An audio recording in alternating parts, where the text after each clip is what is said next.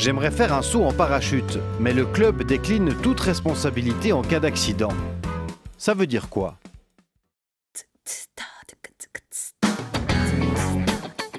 Quand vous vous inscrivez à un saut en parachute en tandem, le club vous demande de signer ce type de document.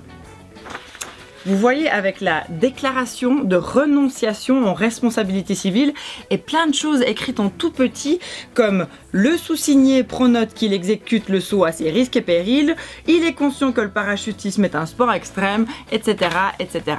Donc si mon moniteur et moi on a un accident, c'est forcément mon assurance qui casque? Non, rassurez-vous, un club ne peut pas se laver les mains en cas de souci et décliner toute responsabilité. La responsabilité, voilà la clé. En cas d'accident, qui est fautif? Moi, la cliente ou mon instructeur? Si c'est moi, si par exemple je n'ai pas écouté les instructions et que je me suis cassé la cheville à l'atterrissage, alors c'est mon assurance accident qui va couvrir les frais.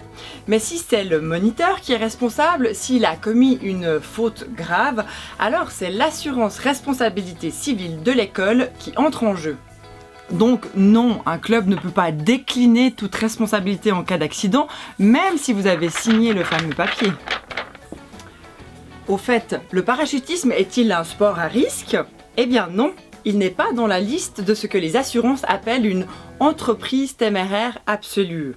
Si le saut est effectué dans des conditions normales, bien sûr.